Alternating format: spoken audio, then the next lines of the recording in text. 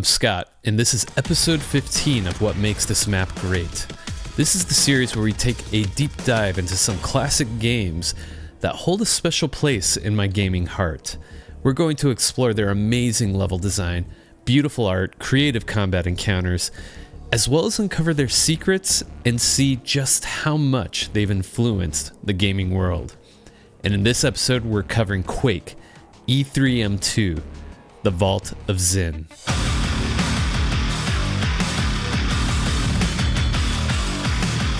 All sources used for this video will be linked down in the description below. Like, sub, do all the YouTube stuff. It is greatly appreciated. Let's get into it. The Vaults of Zin is the second level of episode 3, the Netherworld, for Quake. We are in for a treat. This entire episode is mostly done by the talented map designer, American McGee. Most of his levels belong to the runic level theme, which really leans hard towards the darker, moodier environments throughout Quake. This level features narrow, dark corridors connecting to several large rooms, lots of verticality, detailed brushwork, and there are lava pools which make combat encounters in certain spaces a little challenging. You can expect to run into zombies, lots of zombies, ogres, scrags, and fiends. We've also got a shambler. It's a great way to introduce the horrific locales and monsters of the Netherworld. To give some context of the player experience in Quake up to this point, it all started at the Slipgate Complex, a military base that is home to a machine capable of dimensional travel, known as the Slipgate. An evil entity codenamed Quake sends its own forces through from the other side, defeating and turning all soldiers into mindless grunts. Ranger, the lone marine played by you, fights their way through with a mission to defeat this evil force and put an end to Quake. You step through the Slipgate and enter the Dimension of the Doomed, a realm that is home to old haunted castles and dark underground caverns with monsters beyond our understanding. After conquering every obstacle, Ranger defeats Cathan, the realm's guardian, and obtains the rune of Earth Magic. He discovers that a rune of magical power awaits him at the conclusion of each of Quake's haunted lands. Ranger then proceeds to the realm of black magic, where his fight continues through decaying castles, dark crypts, and ominous mansions. Nothing can stop him. He destroys the Vor Sisters and acquires the rune of black magic. The rune whispers dark thoughts into your brain and reveals that the Hellmother Shub-Niggurath is behind all of this. You also learn that once armed with all 4 runes, the gate to Shub-Niggurath's pit will open, and you can face the witch goddess herself in her frightful otherworld cathedral. Ranger continues his mission, travels through the next Slipgate, and hunts for the 3rd rune in the Netherworld, which is where our journey takes place. Let's not waste any more time, let's dive right in. We arrive in the Vaults of Zin. Rusted metal surrounds us, offering some color variation with the ceiling, which introduces some warmer tones in contrast to the cold blue walls and floors. We get some lighting from these ceiling grates, creating some nice soft shadows down the hall, and some darker ones behind these crates. The crates stacked in this starting room also provide a visual story, reminding us that we just walked through a hidden slipgate at the end of a military base. And this is where first contact occurred for a team of Slipgate Marines. And you may have noticed, at the end of the hall, we see a silver key presented to us right from the start. Great, let's go pick it up. Oh, a trap. Should have known. It's never that easy. Demon reliefs on walls have been a common design cue throughout Quake. Sometimes they hide tombs of zombies behind them, also known as monster closets. The way this trap triggers is great. You get an audio cue behind you of those demon reliefs opening up as you watch the silver key drop down through some kind of mechanism. And what makes this a bad situation is that we don't have the grenade launcher yet. So we're unable to defeat these zombies for good. Makes pressing this button a challenge. Exploration under some tension. This combat encounter is a great way to start the map. Down this hall, we have a locked door. This door is opened elsewhere. And down the other hall is the silver key door. But we also notice our trusty grenade launcher across a lava chasm. Easy hop over, it's ours. We also have our first secret down below. Send a nade down to take care of the zombies. Drop down, and we're rewarded a mega health. This elevator lift takes us back to the starting hallways. And how convenient. The zombies are grouped up. One nade turns them all into giblets. This runic texture set is on point here. And I love how we can see the sky through these chunky, rusted metal rafters. Nice way to contrast the cold metals with the otherworldly purple sky. With the zombies out of the way, we can now press the button within one of their tomb alcoves. We hear the door open down the hall. As we approach it, we also hear the sounds of ogres. There's a clever setup here. If we take a peek through the iron bars to our left, we notice a lone ogre below. If it sees us, the AI paths in the direction of the player. That's how all monster AI works in Quake. What makes this a clever trap is the way American McGee built out this lower room. A teleporter is right under the iron-barred window. The ogre will naturally walk through it and appear right next to the player at its destination spawner.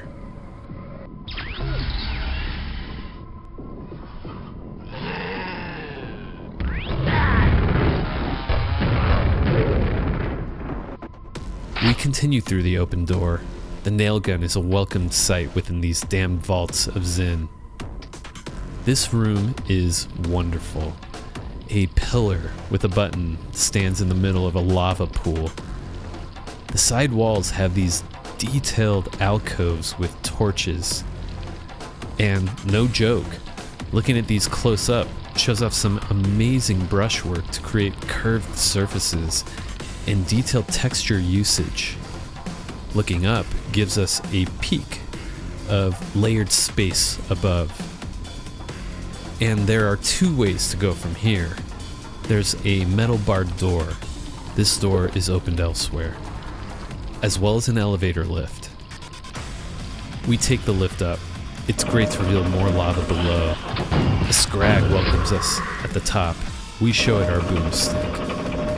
And what an interesting structure ahead of us.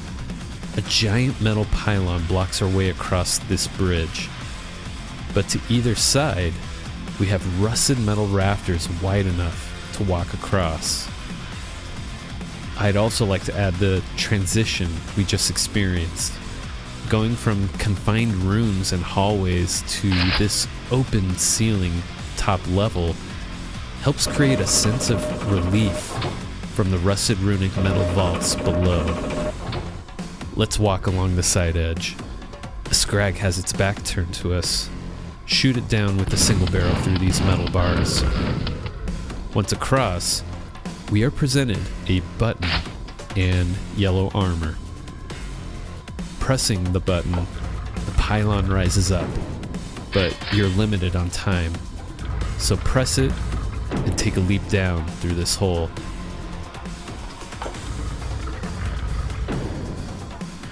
We land on the Q button atop the lava pit, and two ogres spawn in around us. A third ogre joins the fight from the starting hall as well. It's somewhat safe to blast from up here. Just watch the edge to avoid the lava and their chainsaws. That button opened the barred gate, but before we go through, we have a secret nearby. From the barred doorway, go to the opposite side of the room.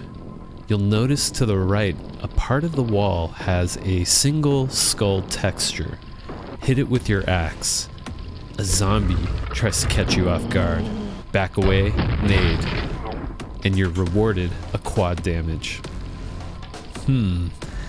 Typically, I like to save this for a final combat encounter on this map, but screw it. Let's go on a quad spree now. Before we do, let's break down the next area first. The connecting hallway is awesome, with its iron floor grating and lava underneath, creating moody lighting and shadows. Turn the corner, a zombie stands in our way, as well as an ogre ready to ambush around the next corner. A couple other ogres await on the upper rafter system. Quite the dynamic combat encounter here. This place also feels ominous. There are some darker, harder shadows being cast by the overhead rafter system, and it makes this unholy imagery seem even more unsettling with the way it's lit. Down below this unholy symbol, there's another barred gate. This door is opened elsewhere. Quote of the day, am I right? And the final area before we go on our quad rampage. Up these stairs ahead is an elevator disguised as a room. The moment you step on, it descends down and puts you in a bad position between two ogres.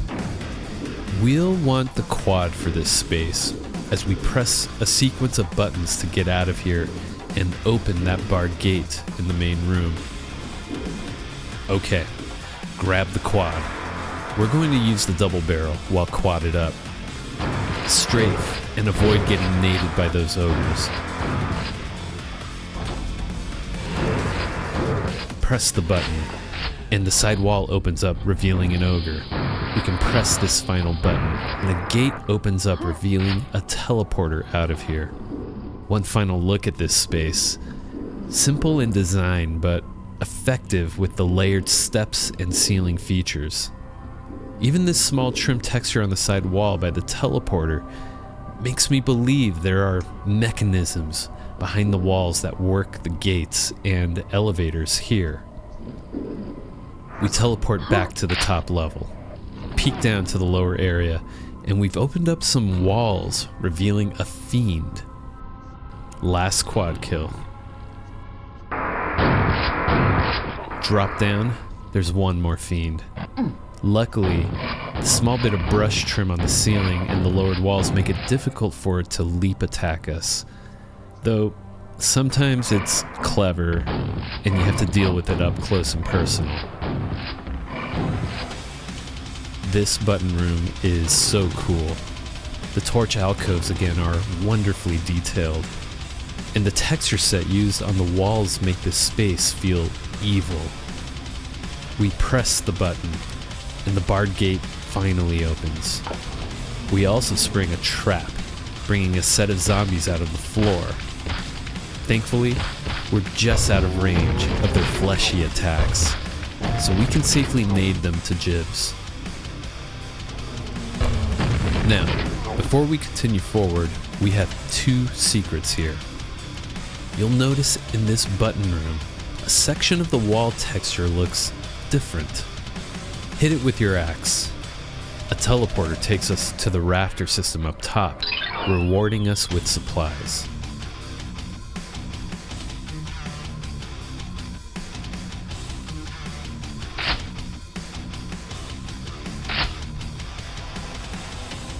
The next one is well hidden.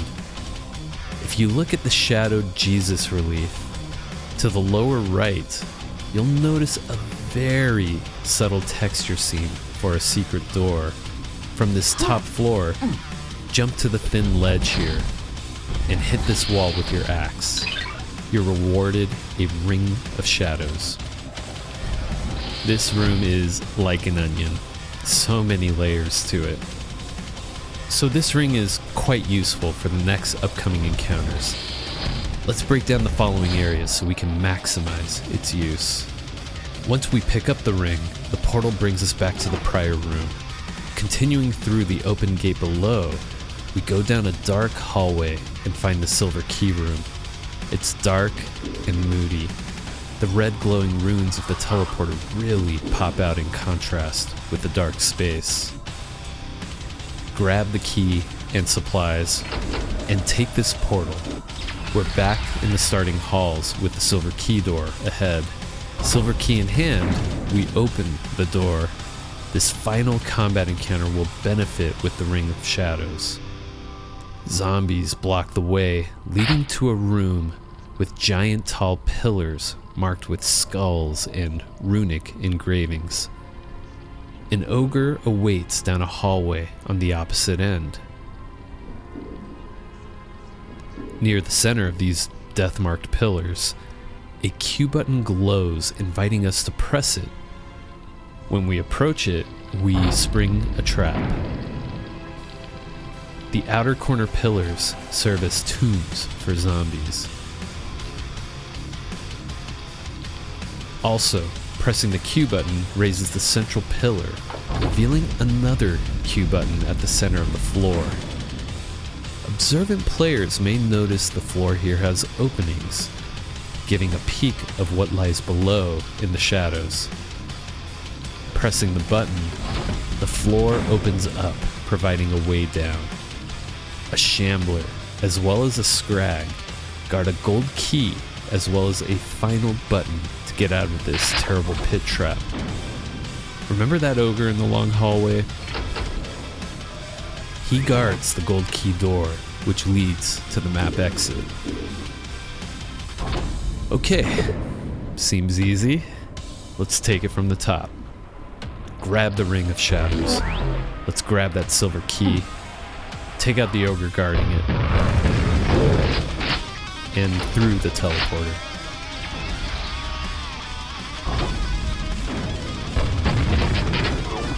These monsters never saw it coming.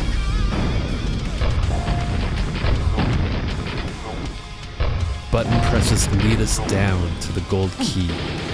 Remember, dip in and out with the shambler. The nail gun is a great option. Avoid its deadly slashes. Pressing this button, we can leave this pit. We appear down this hallway with the ogre and gold door ahead. Oh wait, we missed a couple zombies. Back to the pillar room. I forgot about these two additional tombs here. Gotta get all the kills.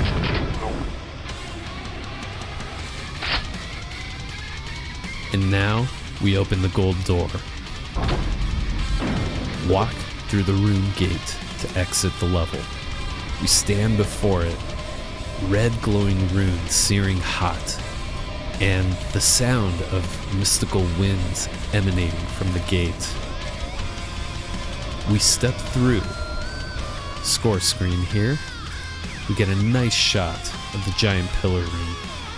So many skulls. This place is cursed. We proceed and find ourselves in another cursed place. The Tomb of Terror. Another great map, which we will cover in a future episode.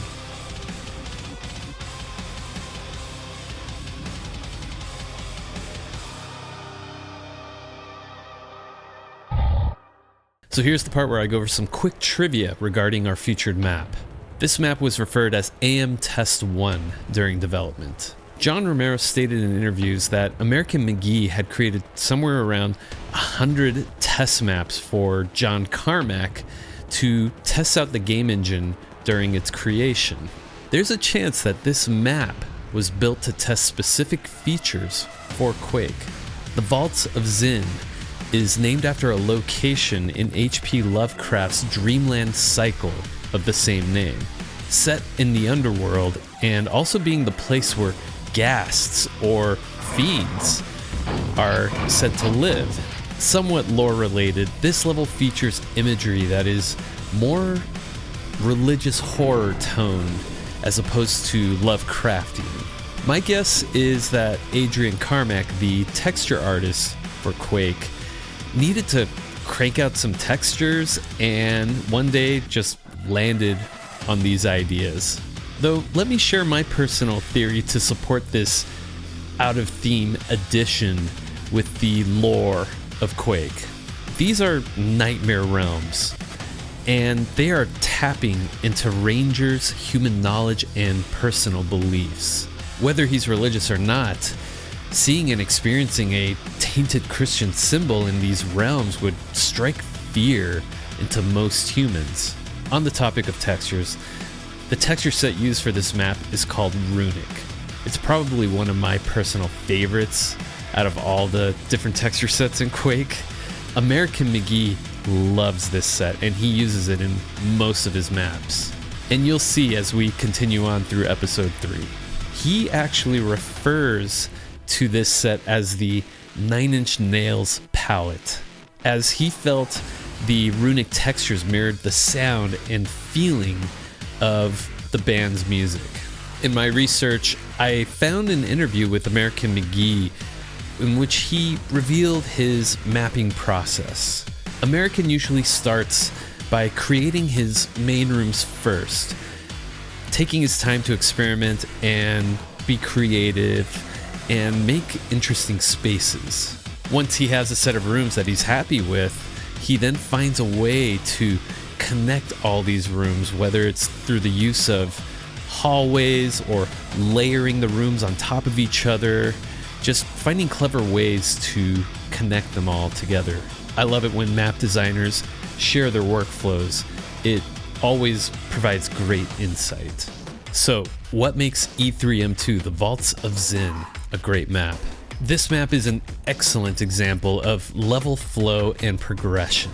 McGee guides the player through confined starting areas up to open air rafters for a moment of relief, and then back down into progressively more dangerous and complex lower vaults. The way that he layers these spaces with windows, grates, and chasms offering glimpses of future or past areas, it creates this cohesive and mysterious environment. The combat is expertly paced and varied. The map starts by teaching you a lesson. Traps are common, as seen with the zombie closets that open up and the silver key just disappearing just out of reach from you. It then introduces environmental hazards with lava, verticality with the rafter systems in various rooms, as well as dynamic enemy placement like the ogre teleport trap. And all of this culminates into a final difficult encounter that demands learning how to fight a shambler toe-to-toe. A valuable lesson because we're going to be seeing a lot more of them moving forward. Additionally, the use of light and texture creates an incredible atmosphere. The darker, moodier runic theme of episode 3 is on full display here. The rusted metals contrast with the cold blue walls, and the minimal, often red-hued lighting coming from lava and runic markings makes the demonic imagery and tight corridors feel unsettling and dangerous. And finally, the secrets are integrated seamlessly. From the almost hidden ledge jump for the Ring of Shadows to the skull alcove where the quad damage is, the map rewards exploration and observation. These rewards are placed strategically right before key encounters, empowering the player to tackle the next obstacle with a significant advantage, which also encourages repeat playthroughs to master your route. The way that E3M2, the Vaults of Zin, combines tight level design, fun combat, a dark moody vibe, and awesome secrets makes it a classic. It's a perfect example of why American McGee is such a legend. What are your thoughts on E3M2, the Vaults of Zin? Are you a fan of American McGee's dark, moody maps like I am? And how did you deal with the Shambler near the end? Sound off in the comment section below. If you enjoyed this video, hit that like button, share it with friends, and subscribe for more great gaming content. And if you're looking for more, check out this recommended video right here. Thanks for watching. I'll catch you in the next one.